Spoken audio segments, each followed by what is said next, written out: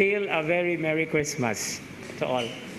Today we are now in the 5th day of the octave of Christmas.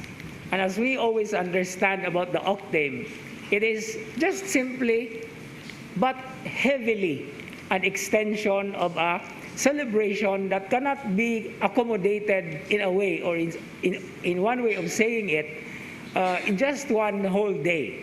That's why it has 8 days, no, octave.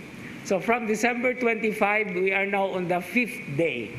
Now this particular gospel reading that we have is a very familiar episode from the Gospel of St. Luke.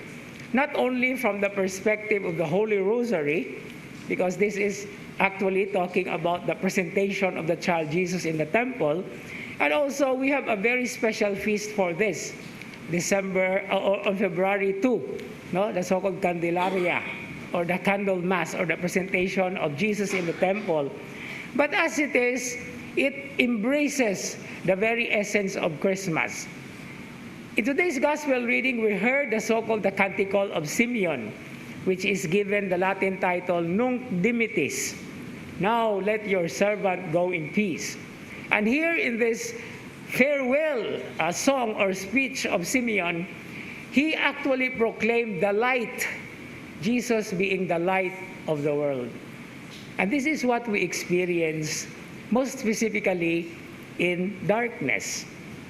Nakabantay mo ana nga, day in and day out, tungod kay naay kurinti, naay kalayo, we just don't care about the fluorescent light.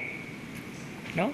Only when it is brown out or black out, o walay suga, nga we miss it. No? All the while we just ignore that the presence is just there. You know, but we need a little darkness as well in order to experience or to crave for the light.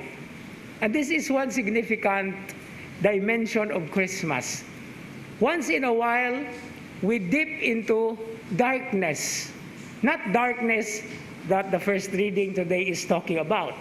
Waywardness, sinfulness, that's what it is.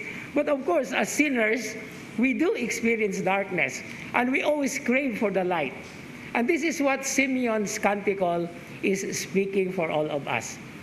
Let your servant go in peace. That is from him. But for us, not yet, Lord. No? But you are the light to the nations. And you give us something that we need from our day-to-day experience. That's what we tell him. The light that actually, as I said this already, the light that lightens up our way, our road. But at the same time, light here has a dual meaning, because light here has something to do with the enlightenment, the lightening, no? Pagpagaan. So dili lang pagbanwag, dili lang pagsiga, pagpahayag, kundi pagpagaan usab. And in English we do say it's light, no? So there are 2 beautiful dimensions of this light.